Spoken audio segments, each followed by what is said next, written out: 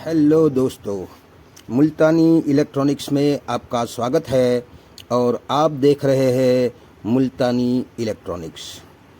मैं आपके लिए लाया हूं एक और नया टॉपिक जो हमारे ये वाले बक कन्वर्टर मॉड्यूल्स के बारे में आज का हमारा वीडियो है कि ये हमारा लो वोल्टेज बक कन्वर्टर, यानी कि उसको दूसरे नाम से भी पहचान सकते हैं आप कि step down adjustable low voltage power supply, यानी कि ये एक तरीके का लो वोल्टेज बक कन्वर्टर है जिसका नंबर यहाँ पर आपको शो किया गया है DS019861E इसका नंबर है।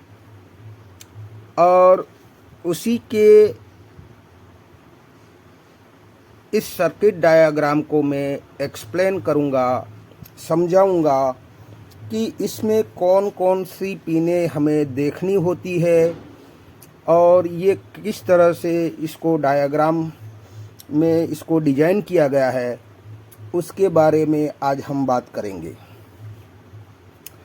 तो यहाँ पर आपको ये छोटे छोटे डॉट दिखाई देते हैं, यानी कि 1 2 3 4 5 डॉट है। तो उसी तरीके से यहाँ 1 2 3 4 5 डॉट है। इस बक कन्वर्टर में आप देखेंगे कि यहाँ पर आपको लिखा हुआ मिल जाएगा कि यहाँ पर आपको दिख रहा होगा इनपुट 5 से 15 वोल्ट आप इसमें इनपुट करवा सकते हैं। और यहाँ पर जो लिखा है दूसरा, यहाँ पर कि डिफ़ॉल्ट वोल्ट 1.25 वोल्ट है। तो डिफ़ॉल्ट का मतलब भी क्या होता है, और यहाँ इस डिज़ाइन में आप देखेंगे कि यहाँ हमारा इनपुट होता है जहाँ पर हमें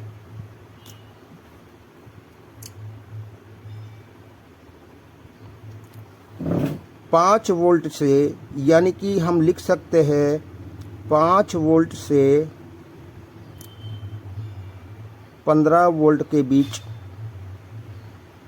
हम यहाँ पर इनपुट करवा सकते हैं।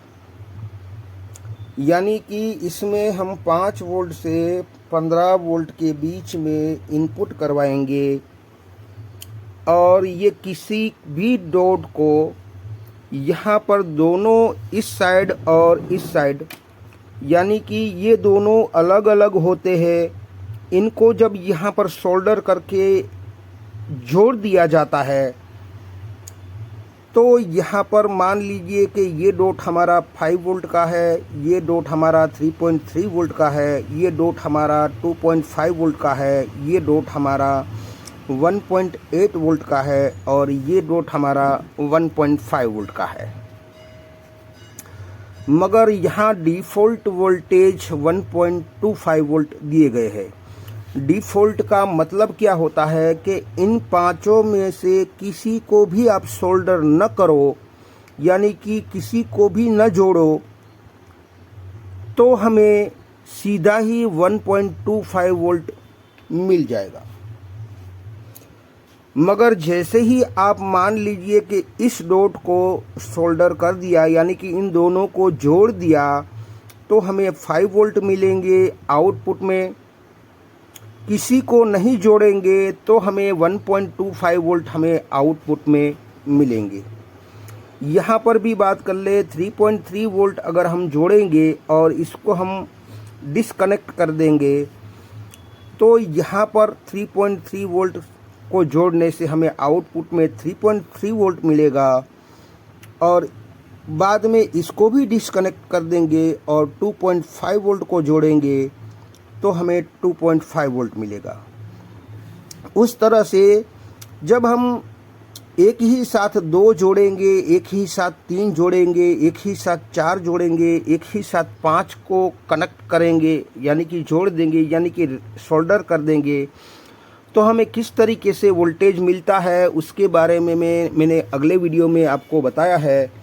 कुछ इस तरीके का वीडियो मेरा था जिसमें मैंने एक चार्ट बनाया है, जो एक ही साथ मान लीजिए कि ये हमारा है 1.5 वोल्ट 1.8 वोल्ट, इन दोनों के डॉट को सोल्डर करने से हमें आउटपुट में क्या मिलता है, एक ही साथ 3 सोल्डर करने से हमें आउटपुट क्या मिलता है, एक ही साथ 4 सोल्डर करने से यानी कि 1.5 1.8 2.5 3.3 इस तरह से चारों डॉट को सोल्डर करने से हमें क्या वोल्ट आउटपुट में वोल्टेज मिलता है, एक ही साथ 5 वोल्ट पांचों को सोल्डर करने से हमें आउटपुट में क्या वोल्टेज मिलता है, उसकी सारी जानकारी मैंने उस वीडियो में दे दिया है।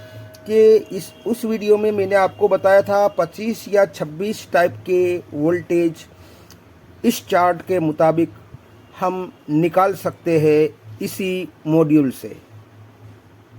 तो वो वाला वीडियो आप देख लीजिएगा तो आपको पता चल जाएगा।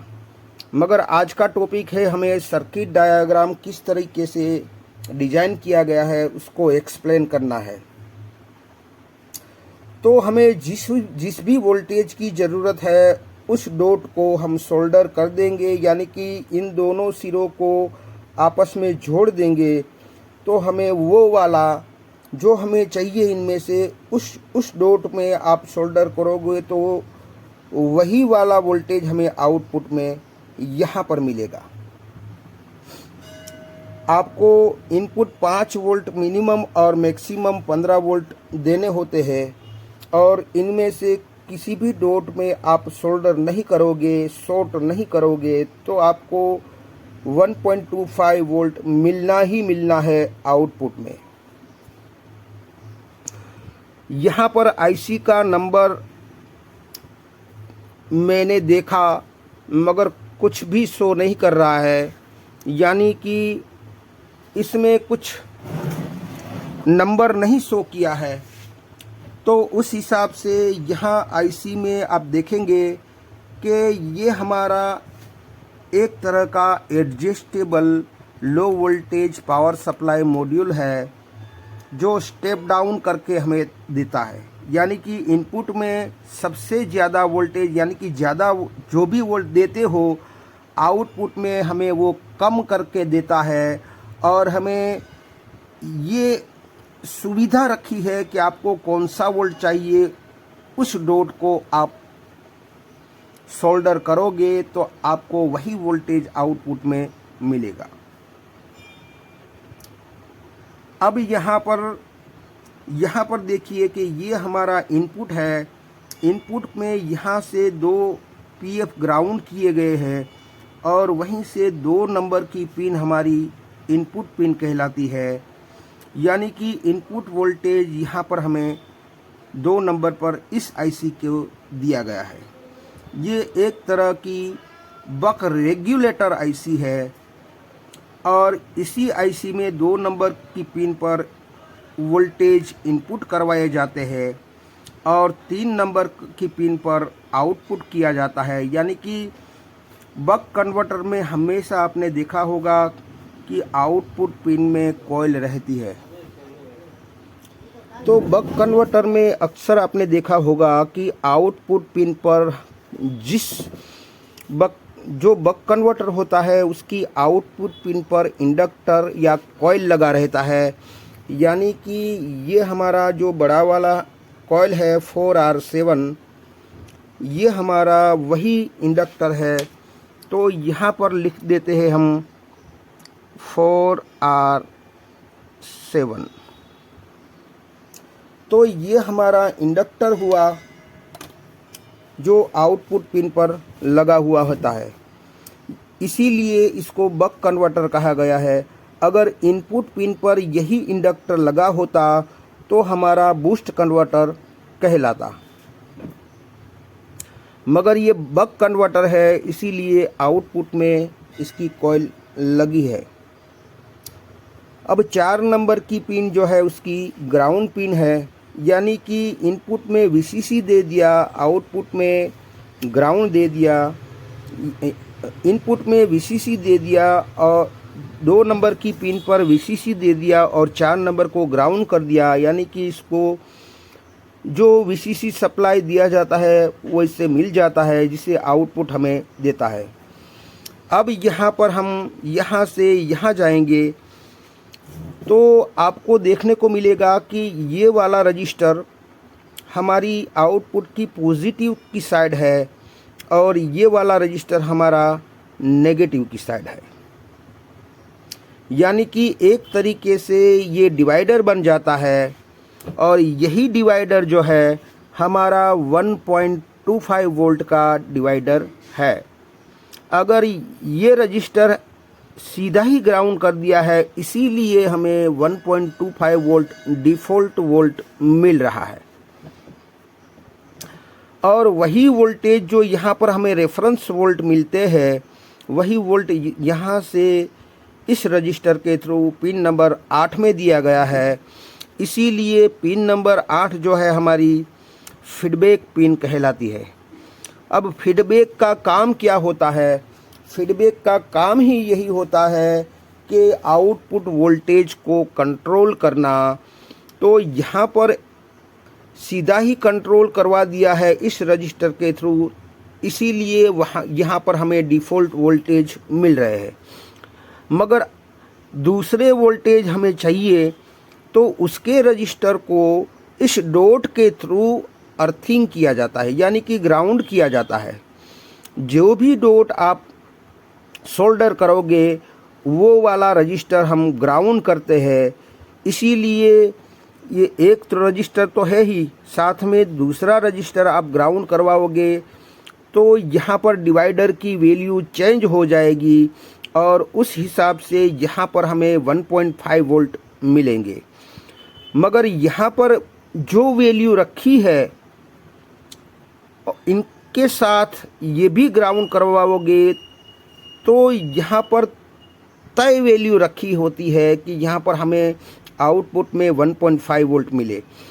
अगर इसको नहीं करना है और इसको इस वाले रजिस्टर को आप ग्राउंड करोगे तो हमें आउटपुट में 1.8 वोल्ट मिलेगा, क्योंकि यहाँ वैल्यू फिर से चेंज हो जाती है। फिर तीसरा, फिर चौथा, फिर पांचवा, इस तरीके से सारे रजिस्टर जो है हमारे अलग अलग वैल्यू का रजिस्टर ग्राउंड करते जाओगे, उस हिसाब से हमें आउटपुट मिलता जाएगा। और एक साथ 2 या एक साथ 3 या एक साथ 4 या एक साथ 5 को ग्राउंड करोगे तो हमें आउटपुट क्या मिलेगा, मैंने अगले वीडियो में आपको इस चार्ट के थ्रू बड़ी आसानी के साथ आपको दे दिया है। आप उस वीडियो में जाके देख लीजिएगा। फिर हमें ये 6 नंबर की पिन जो है उसका भी बहुत महत्व होता है। ये 8 नंबर की पिन तो हमारी फीडबैक की हो गई। अब 6 नंबर हमारी है, तो 6 नंबर की पिन में एक रजिस्टर जो इनपुट वोल्टेज है जो 2 नंबर की पिन है उससे वहाँ से 75 के का रजिस्टर 6 नंबर में दिया गया है और वहाँ से एक रजिस्टर ग्राउंड किया गया है, यानी कि यहाँ भी एक डिवाइडर हमारा बन जाता है। यानी कि एक पॉजिटिव की साइड ये रजिस्टर, एक नेगेटिव की साइड और रेफरेंस यहाँ पर आता है। तो यहाँ पर जो भी वोल्टेज इनपुट करवाते हो और वहाँ से 6 नंबर में वोल्टेज कंट्रोल करके रेफरेंस पॉइंट पर बनाया जाता है। ये 6 नंबर की पिन होती है हमारी इनेबल डिसेबल की पिन, यानी कि 6 नंबर की पिन से ऑन ऑफ करवाया जाता है। हालांकि इस डिज़ाइन में फिक्स कर दिया है, ऑन ऑफ नहीं करवाया गया है, सिर्फ ऑन ही रखा है। अगर ये मैंने डॉट किया है यहाँ पर आपको डॉट दिख रहा होगा। अगर इस रजिस्टर को ओपन करवा लोगे तो हमारा ये आउटपुट निकालना बंद कर देगा। और यहाँ पर हम इस रजिस्टर को ओपन करवा के 6 नंबर की पिन पर अगर हम इनेबल वोल्टेज या बैकलाइट इनेबल वोल्टेज या ऑन ऑफ वोल्टेज का वायर यहाँ पर लगाओगे तो ये भी हमारा ऑन ऑफ हो सकता है। यानी कि आप स्टैंड बाय के बाद के वोल्टेज इसमें दोगे तो स्टैंड बाय रिलीज़ करने के बाद ही ये ऑन होगा, ऐसा भी इसमें आप बना सकते हैं। तो आपने क्या देखा कि यहाँ पर हमें किसी भी रेगुलेटर होती है उसमें ज़्यादातर हमें 4 पिनें ही ढूंढनी होती है। एक तो हमारी इनपुट पिन ढूंढनी होती है, जो इनपुट पिन को अगर हमें किसी भी बक कन्वर्टर में ढूंढना है तो जहाँ ये सारी आईसी के वोल्टेज चेक करो, जहाँ सबसे ज़्यादा वोल्टेज आ रहा है उसको हम इनपुट पिन कहेंगे।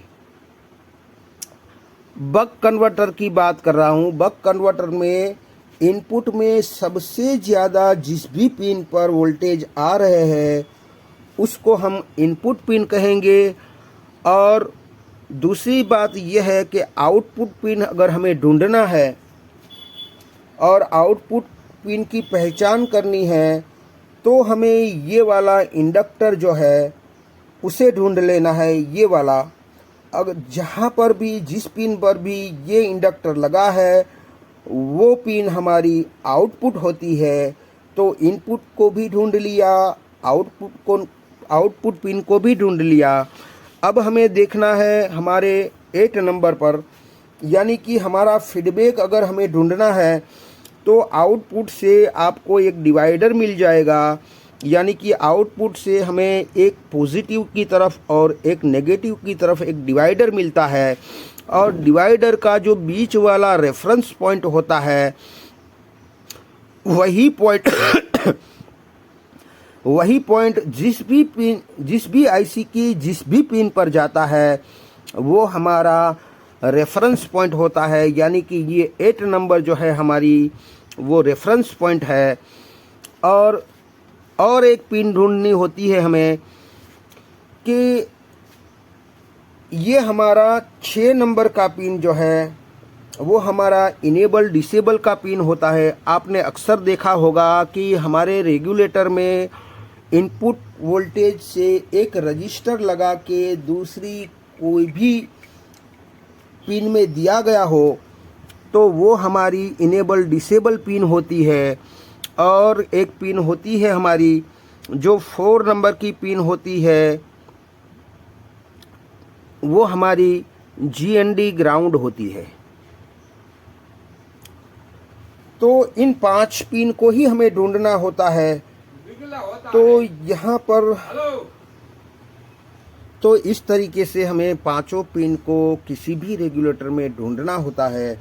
मैंने एक अगला वीडियो आपको यहाँ पर दिखाया है कि आपको यहाँ पर सभी टाइप के बक कन्वर्टर को यहाँ पर दर्शाया था, जिसमें आपको मैंने बताया था कि ये हमारी आउटपुट पिन है, उस पर कॉइल होता है और वहाँ से एक डिवाइडर बना होता है और रेफरेंस पॉइंट जिस भी पिन पर जाता है वो हमारा फीडबैक होता है।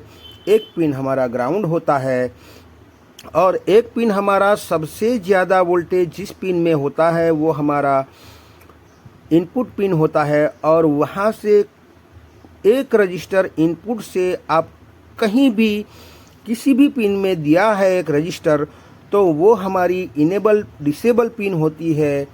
वैसा मैंने उस वीडियो में आपको बड़ी अच्छी तरीके से समझाया है।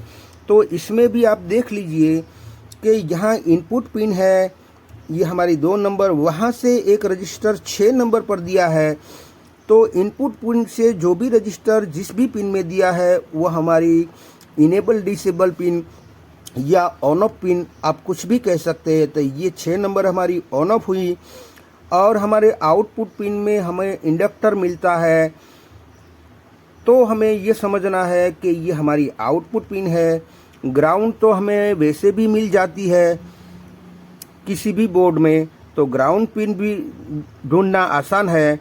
अब हमें सिर्फ और सिर्फ ढूंढना है आउटपुट पिन से फीडबैक पिन, यानी कि आउटपुट हमें मिल गया तो हमें वहाँ से एक रजिस्टर हमारी आउटपुट की तरफ और एक रजिस्टर हमारा ग्राउंड की तरफ होगा और उसके बीच में से जिस भी पिन में जाता हो वो हमारा फीडबैक पिन कहलाएगा।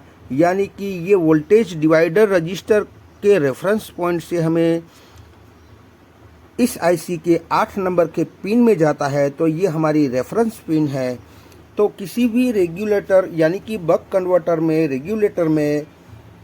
रेगुलेटर आईसी में इस 5 पिन को आप ढूंढना सीख जाएंगे तो आपके लिए बहुत ही आसान होगा किसी भी बक कन्वर्टर के रेगुलेटर में। तो आई होप कि ये वीडियो कुछ आपकी समझ में आया होगा। अगर ये वीडियो कुछ आपकी समझ में आया है तो मेरी चैनल को लाइक कीजिए, सब्सक्राइब कीजिए, बेल आइकन को प्रेस कीजिए और खुश रहिए। शब्बा खैर।